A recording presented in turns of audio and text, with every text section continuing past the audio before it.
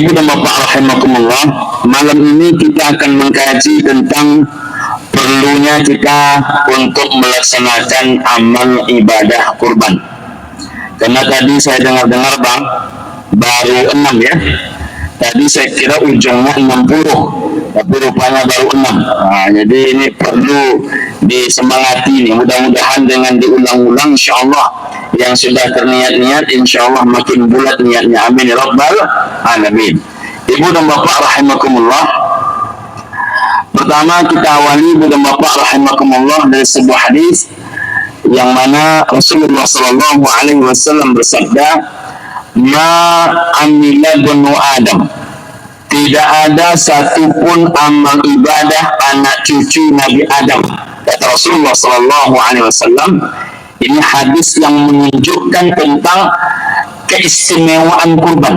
Nah, jadi dalam hadis ini diurai ada 3 keistimewaan kurban. Pertama, kata Nabi sallallahu alaihi wasallam, tidak ada satupun amal ibadah anak cucu Nabi Adam. Manusia itu dipanggil oleh Allah Ta'ala dan Rasulullah dengan 4 sebutan. Pertama, ibu dan bapak Bani Adam. Yang kedua adalah An-Nas. Yang ketiga adalah Al-Insan. Yang keempat adalah Al-Ins. Nah, ibu dan bapak rahimakumullah, dalam hadis ini Nabi menyebut kita dengan istilah Ibnu Adam. Tidak ada satupun amal ibadah anak cucu Nabi Adam Yauman Nahri yang dia kerjakan di hari raya kurban. Sebanyak itu amal ibadah manusia di hari raya kurban. Amalan ahabbu ilallahi ta'ala, amal ibadah yang paling dicintai oleh Allah Ta'ala. Nama amal ibadah itu ibu dan bapak rahimakumullah adalah min iraqatid dami, melakukan penyembelihan hewan kurban. Padahal ibu dan bapak rahimakumullah, secara umum paling tidak ada 7 amal yang bisa kita sebut. Paginya menahan makan dan minum sampai sholat Id dilaksanakan. Berikutnya ada pelaksanaan sholat sunan Idul Adha. Berikutnya lagi ada penyampaian atau mendengarkan khutbah Idul Adha. Berikutnya lagi adalah mempertautkan tali silaturahim. Berikutnya lagi ibu dan bapak memperbanyak sedekah. Puncaknya adalah melakukan penyembelihan hewan kurban. Sebanyak itu amal ibadah anak cucu Nabi Adam yang dia kerjakan di hari raya kurban, kata Nabi, amalan yang paling dicintai di sisi Allah Subhanahu wa Ta'ala adalah min iraqatid dami, melakukan penyembelihan atau menumpahkan darah kurban. Inilah keistimewaan kurban yang pertama. Ibu dan bapak rahimakumullah, ayah bunda sekalian dimanapun berada. Yang kedua, apa keistimewaan kurban ini? Ini luar biasa. Innaha lata'ti yaumal qiyamati. Sesungguhnya kurbanmu itu, kata Nabi, datang nanti kepadamu di hari kiamat. Jadi kurban itu datang kepada kita di hari kiamat, menjadi saksi buat kita di hari kiamat. Biquruniha, lengkap dengan tanduk-tanduknya. Wa aghlafiha, lengkap dengan kulit-kulitnya. Wa asy'ariha, lengkap dengan bulu-bulunya. Jadi kurban ini menjadi saksi di hari kiamat. Kalau kita terjemahkan secara analisa singkat ibu dan bapak, berapa yang sudah ibu dan bapak kurbankan sedari bapak ibu mengenal istilah kurban sampai ibu dan bapak diwafatkan, maka seluruh kurban itu akan datang kepada ibu dan bapak nanti di hari kiamat. Adakah 40 ekor? Adakah 45 ekor? Atau adakah cuma mungkin 15 ekor? Atau mungkin cuma ada 1 ekor? Atau tak pernah dia sama sekali datang kepada kita, karena rupanya tak pernah kita melakukan. Tidak hanya fisik angka yang datang, fisik kesehatannya pun datang. karena dia lengkap dengan tanduk-tanduknya, lengkap dengan kulit-kulitnya, lengkap dengan bulu-bulunya. Yang cenderung mencari harga murah, maka yang kecil dia kurbankan. Yang cenderung dengan harga kurban terbaik, maka sapi dan kerbau terbaiklah yang akan dia kurbankan. Maka ini pun akan datang kepada dia, ibu dan bapak rahimakumullah, sesuai dengan amalannya masing-masing. Tidak hanya itu, ibu dan bapak rahimakumullah, tak sedikit orang hari ini, ibu dan bapak, yang berbahagia, dia berkurban, tapi kemudian ibu dan bapak, kurbannya satu kaki kurban dibawa pulangnya 4. Ada juga macam itu, Bu Mendra. Kurbannya cuma satu, kaki kurban dibawa pulang oleh dia 4. Belum lagi yang lain-lain. Padahal hak seorang peserta kurban itu maksimal hanya 1/3. Hebatnya, di Indonesia ini berlaku 3 kupon. Kupon peserta kurban ada, kupon dia sebagai panitia kurban ada, kupon dia sebagai warga pun ada. Kalau sempat dia menyembelih, aku pun penyembelih, ada pula 1. Ibu dan bapak rahimakumullah. Jadi bisa saja dia, ibu dan bapak rahimakumullah, mendapatkan 4, padahal amal dia hanya haknya itu 1/3 daripada total kemampuan kurban dia. Nah, ibu dan bapak, ayah bunda sekalian yang saya muliakan, maka kurban ini akan datang kepada kita di hari kiamat, menjadi saksi di hari kiamat.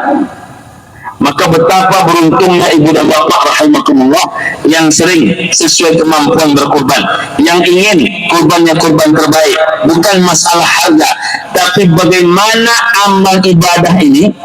Kalau di dunia saja kita ini Pak, ingin mobil kita lebih cantik daripada mobil orang. Apa tujuannya? Menarik perhatian mata orang kepada tubuh kita, menarik perhatian mata orang kepada diri kita.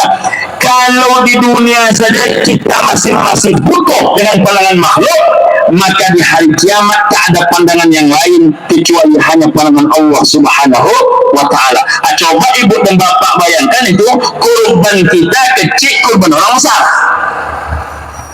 padahal dia menjadi saksi di hari kiamat.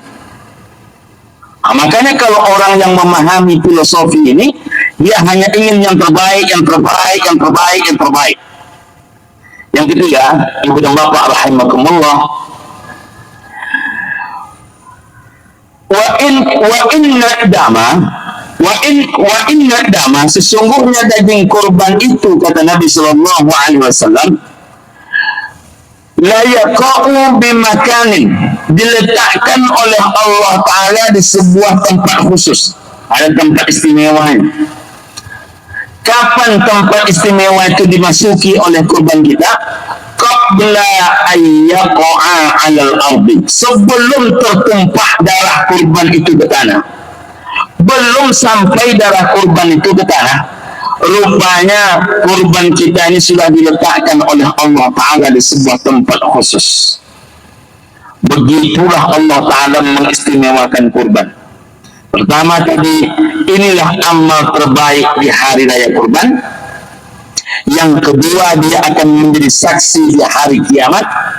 Yang ketiga, diletakkan kurban itu di sebuah tempat yang khusus. Maka di ujung hadis kata Nabi sallallahu alaihi wasallam, "Faqihu biha nafsa", semangatilah hatimu untuk berkurban.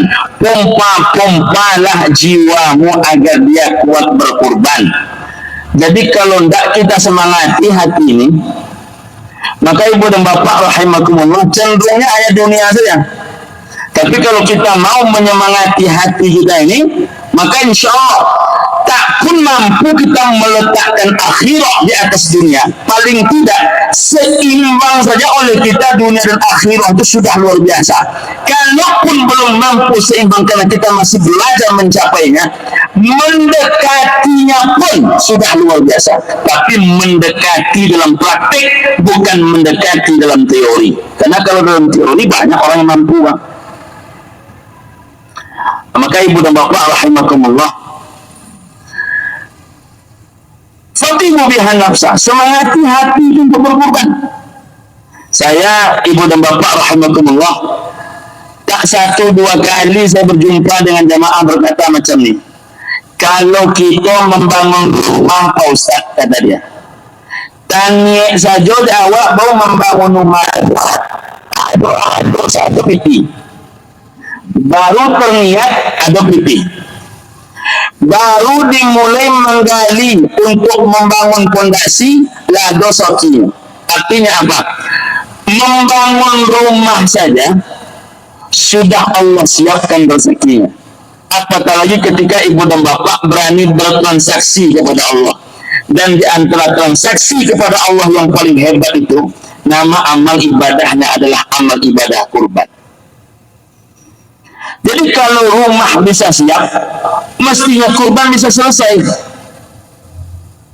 Ibu dan bapak rahimakumullah, seberapa banyak orang yang hanya untuk pergi berjalan-jalan ada rezekinya, tapi untuk kurban gampang dia. Mengapa urusan berjalan-jalan engkau yakin, sedangkan urusan kurban engkau gampang?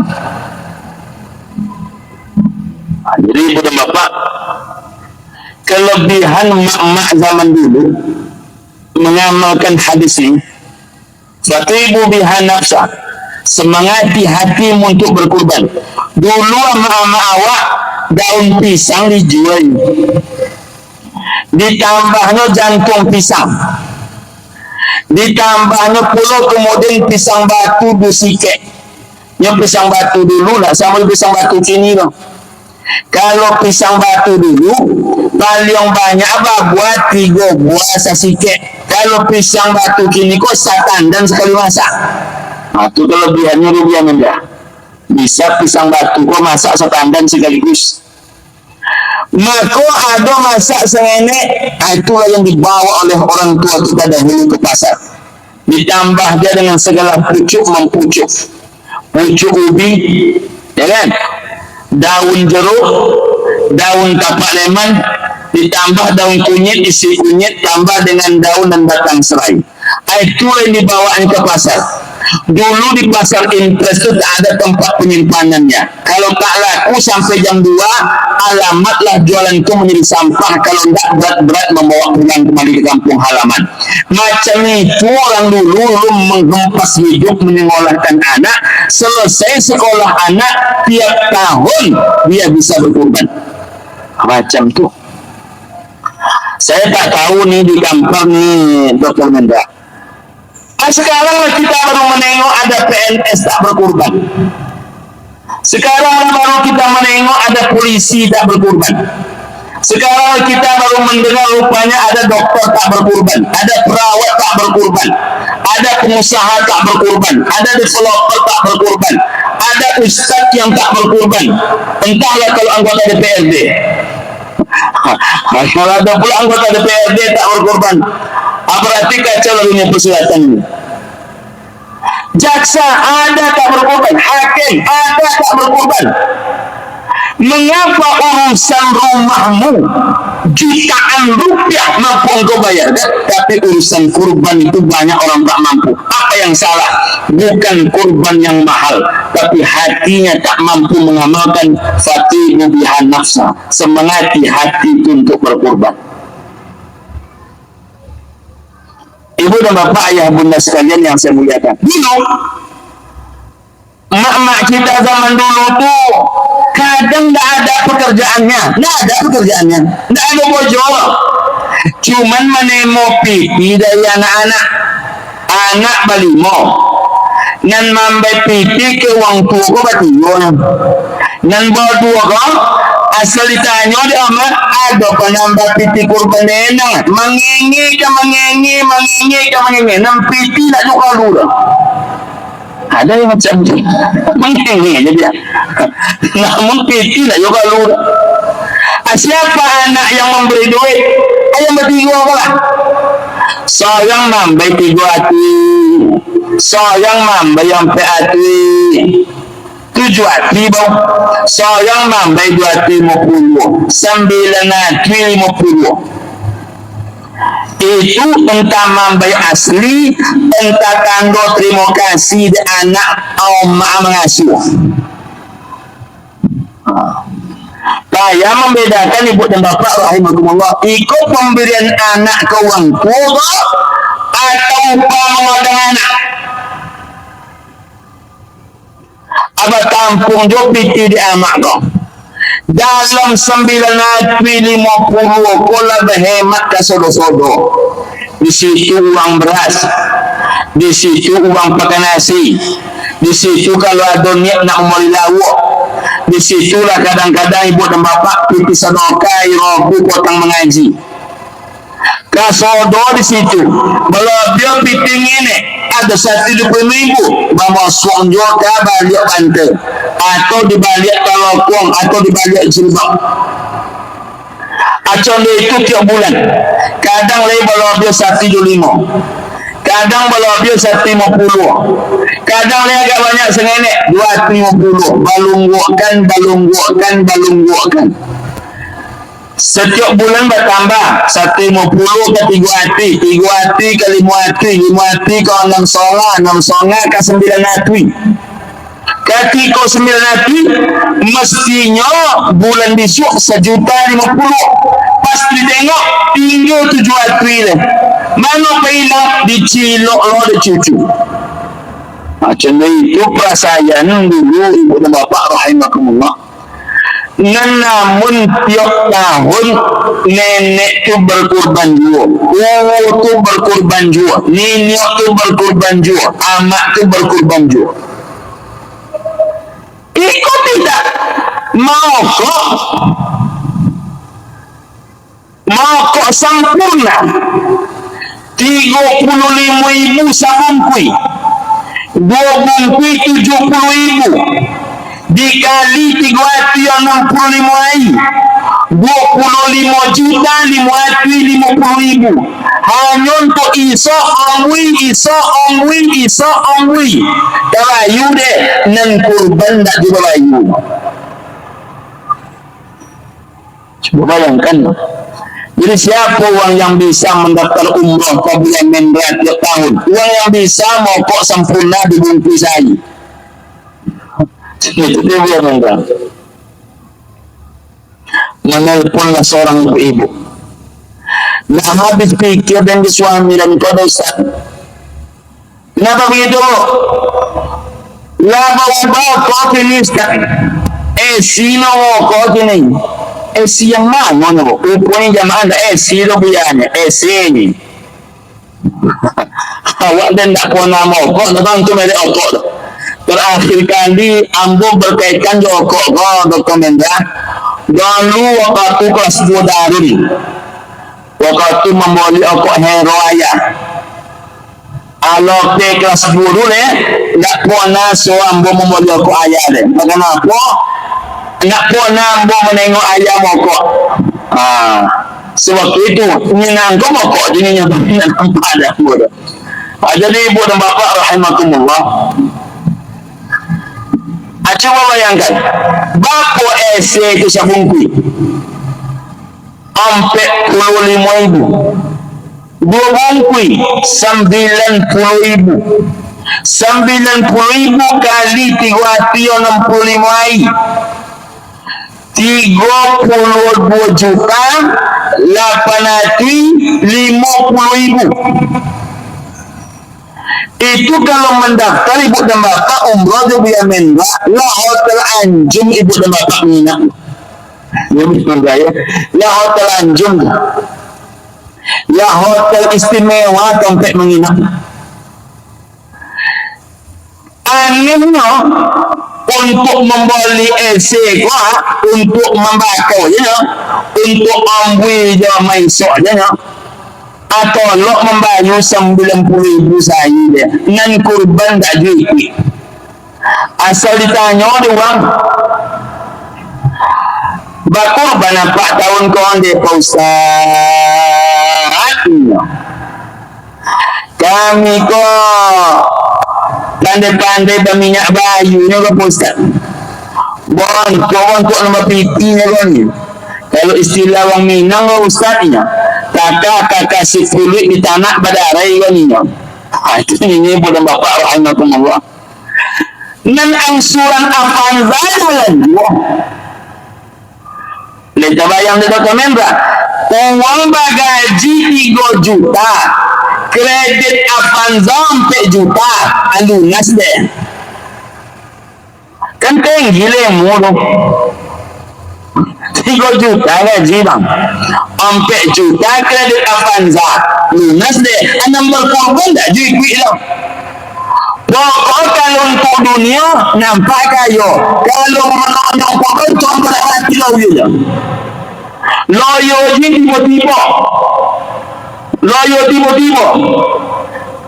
nak ibu berkorban tahu kok onde ustaz. Pokok asal tengok onde, pokok onde tahu. Nak nampak sama ni lah. Adakah transaksi yang lebih hebat selain bertransaksi kepada Allah?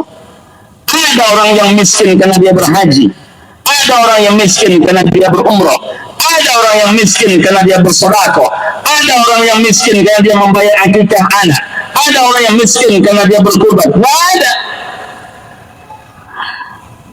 Kalau awak yakin ibu dan bapak, pipi diletakkan di bank 2 juta, deposito namanya, maka kemudian bertambah untung awak seketik banyak.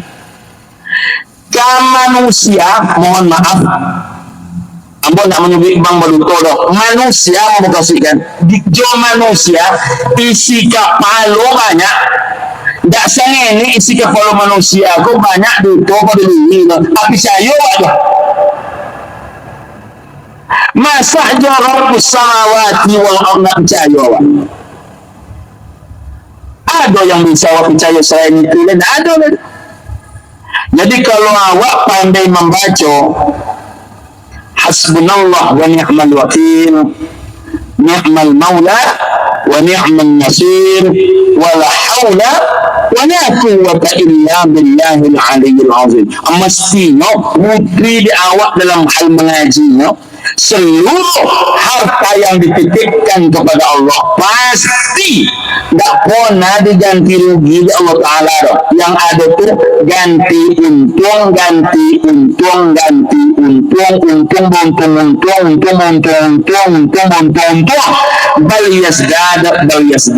bal yazdad.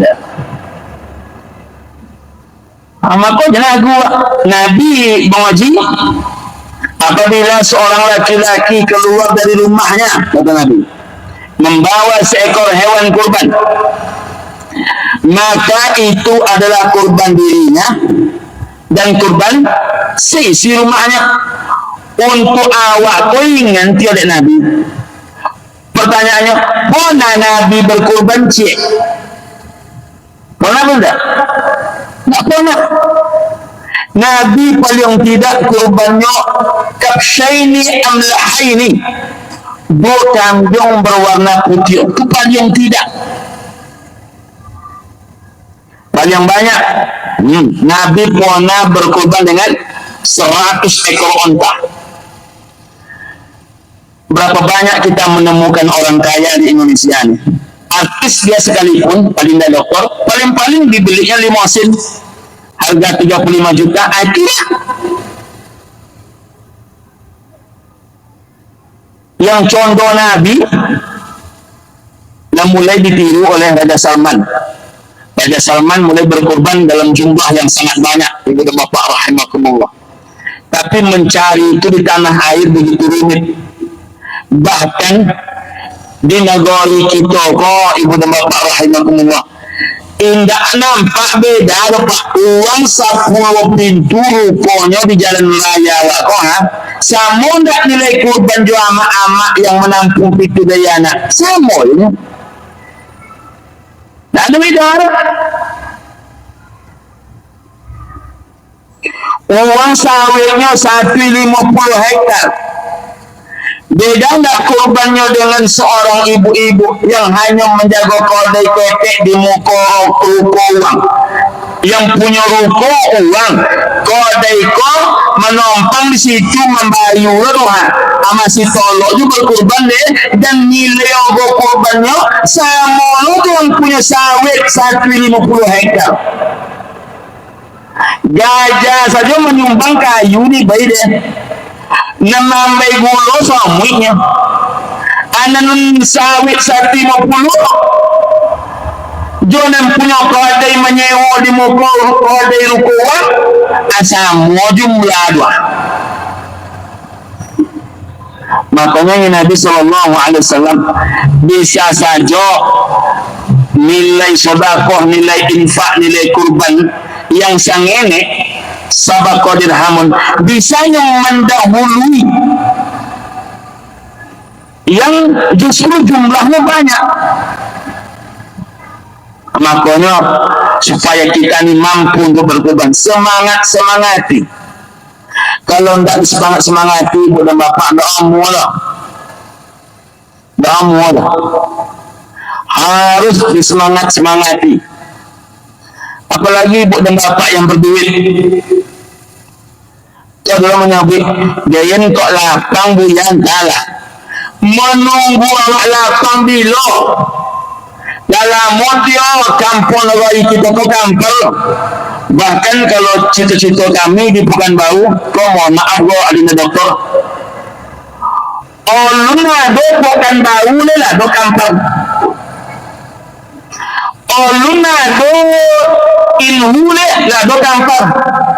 Kampung pun salah satu negara paling tua di Indonesia. Makanya bu agak heran dia put kampung. Bro, ini kaji-kaji itu rindah. Yang kedua, begini bang, 70 ampe. Berarti itu bukan baru pada kampung deh. Itu bukan baru pada kampung deh. Yang kedua, begini dokter, 7 ampe. Nah, berarti dulu dia bukan baru pada kampung deh. Sejarah mencatat dua kantor pada Pekanbaru.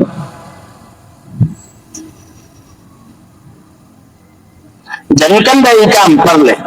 Negara mana yang tak lebih tua kantor? Oh, lu ada negara lain ada negara kantor. Bahkan ada yang memprediksi kantor ko seiring jo umur Nabi Isa alaihissalam. Atau perlu dikaji lebih mendalam tuh. Tentu ustaz yang mengkaji itu ada yang lebih layak mengkaji itu. Amba yakin itu bisa mendiskusikan lebih dalam. Ibu dan bapak rahimakumullah. Banyak kita kepada yang tadi, ibu dan bapak rahimakumullah. Kalau tidak awak semangati Allah, makanya mesti awak semangati. Masalah itu bisa dicair. Tapi kesempatan kurban tahun ini, kok pak, ayun tentu berulang tahun besok lah. Nyawa kok kadang bantu sehat nih, kadang malam sehat, pagi lah mati. Iya bang, banyak tewak mendengar cerita dari dunia Allah Taala, no? Tadi malam bau ya, kami bersobok di masjid ni je. Itu ni biasa. Ayo, lekenya yang tak ada dunia. Malamnya sehat, pagi tak ada. Makanya ibu dan bapak rahimakumullah, awak kan akan lama. Kalau menengok duduk kan nampak kan, dan mulai gandeng selayang kan. Makanya yang bisa berkurban tahun ini, kau gue jangan diundur, jangan dielak.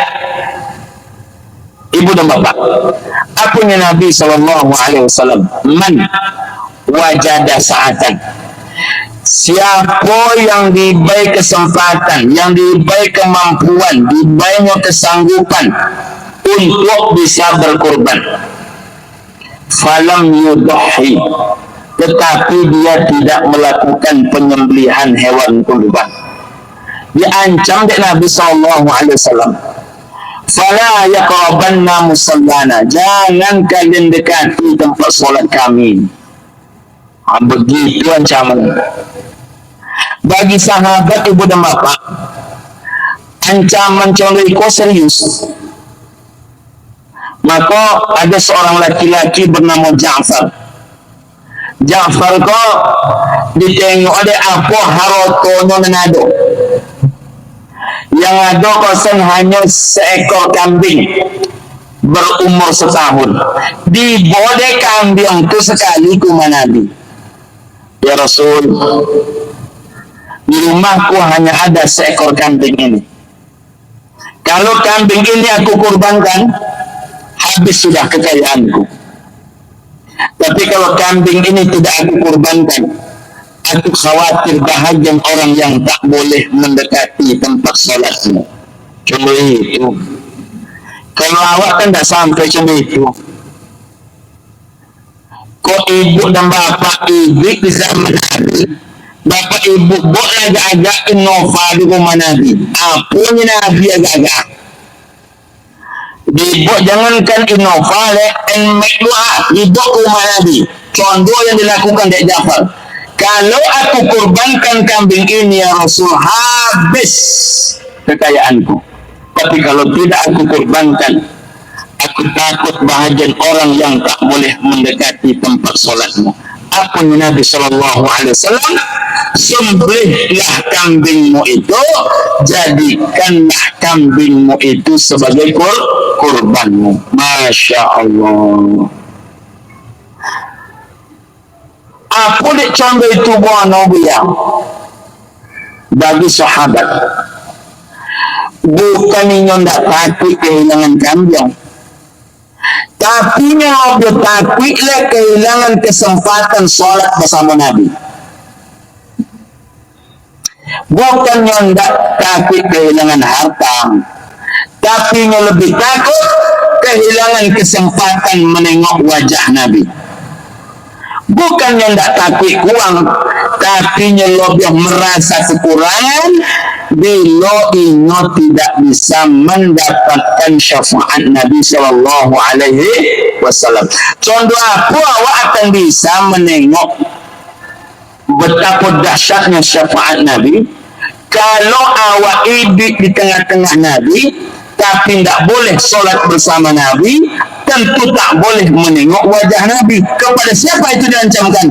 Kepada orang yang sanggup berkorban tetapi dia tidak mau membayarkan korban.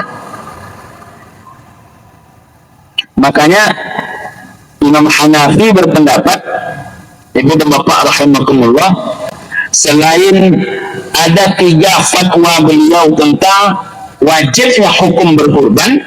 Pertama, wajib hukum korban kepada orang yang bernazar. Nah, kalau bernazar wajib. Yang kedua, wajib hukum korban kepada orang yang menyatakan dan mengatakan kurban, hewan dia adalah hewan kurban. Jadi kalau dia membeli hewan lalu dia sampaikan memulia apa? Iko hewan kurban, maka kemudian menjadi wajib dia berkurban. Atau yang ketiga, Ibu dan Bapak rahimakumullah, dikarenakan harta yang berlimpah ruah, kaya raya, maka masih wajib dia berkurban menurut pendapat Imam Hanafi. Tapi kemudian beliau juga menggolongkan wajib hukumnya untuk berkurban bagi siapa? Orang yang memiliki biaya makan 3 hari.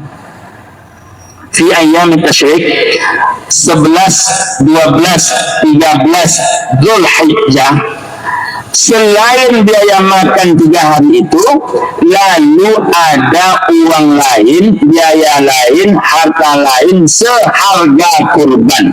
Maka apa kata dia? Wajib hukumnya untuk berkurban.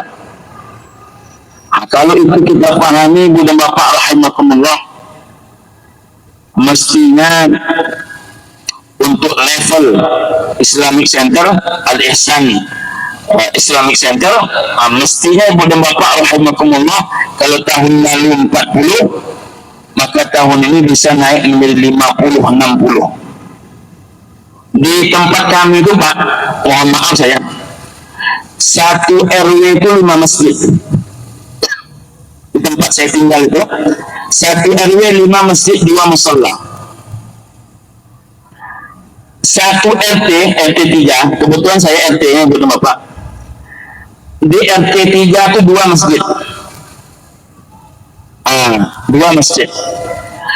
Masjid Nurul Falah itu masih induk. ibu dan bapak rahimakumullah, di Masjid Nurul Falah saja itu kurbannya sampai 2 hari yang lalu, ibu dan bapak rahimakumullah, itu jumlah kurbannya sudah sampai di angka sekitar 20-21 ekor, ibu dan bapak rahimakumullah. Begitu. Nah, kenapa kok bisa banyak ibu dan bapak rahimakumullah? Salah satunya adalah kita tanamkan selalu kepada masyarakat untuk fatihu biha nafsah. Semangat hati mereka itu untuk bisa berkorban. Kalau tidak demikian ibu dan bapak rahimakumullah, subhanallah, ta'udzubillahi min dzalik, maka dunia selesai, akhirat tak sampai. Dalam dunia bermati-mati, dalam akhirat seperti tak memiliki kekuatan.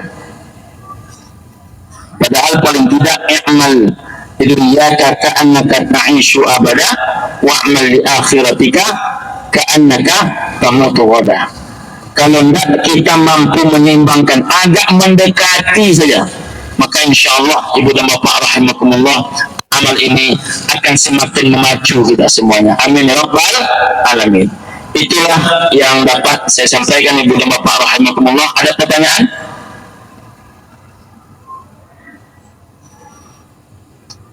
Alhamdulillah rabbil alamin. Nah, ibu dan bapak rahimakumullah, mudah-mudahan bagi yang sedang terniat tapi belum nampak lagi angka-angkanya, mudah-mudahan Allah luaskan rezekinya, Allah hadirkan rezekinya, Allah banyakkan rezekinya. Selalulah kita meminta kepada Allah Ta'ala. Ibu dan bapak rahimakumullah, terima kasih atas segala perhatian. Saya menyebut Masjid Nurul Falah, saya teringat saya ada janji ceramah di Pekanbaru malam ini ba'da isya tentang kurban. Berarti saya harus menelpon ke Pekanbaru, harus ada pengganti ini. Saya teringat saya nyebut Masjid Nurul Falah, saya diminta malam ini membahas tentang kurban.